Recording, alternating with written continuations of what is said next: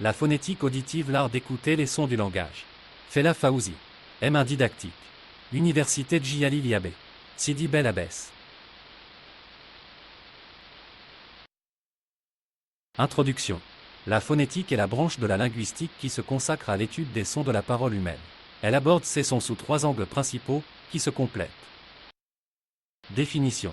La phonétique cherche à comprendre ce que sont les sons de la parole, comment ils sont fabriqués, quelles sont leurs caractéristiques mesurables et comment nous les entendons et les comprenons.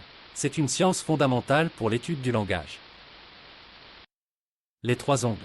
Phonétique articulatoire. Phonétique acoustique. Phonétique auditive. Phonétique articulatoire, elle examine comment les sons sont produits par les organes de la parole, langue, lèvres, voile du palais, cordes vocales. Phonétique acoustique, elle analyse les propriétés physiques des sons de la parole tels qu'ils se propagent dans l'air. À l'aide d'instruments comme le spectrogramme, on mesure et on étudie la fréquence, l'amplitude, la durée et la structure spectrale des ondes sonores. Phonétique auditive, elle s'intéresse à la manière dont les sons de la parole sont perçus par l'oreille humaine et interprétés par le cerveau.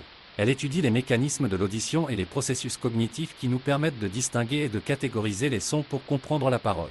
Par exemple, comprendre comment nous faisons la différence entre P et B malgré de légères variations acoustiques.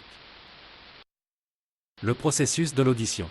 Le processus auditif est le mécanisme complexe par lequel nous percevons les sons. Il se déroule en plusieurs étapes. 1. Réception des ondes sonores par l'oreille externe. Le pavillon de l'oreille capte les vibrations sonores qui se propagent dans l'air. Ces vibrations sont canalisées à travers le conduit auditif externe jusqu'au tympan. 2. Transmission et amplification par l'oreille moyenne. Les ondes sonores font vibrer le tympan. Ces vibrations sont transmises et amplifiées par 3 petits os appelés osselets, le marteau, l'enclume et l'étrier. 3.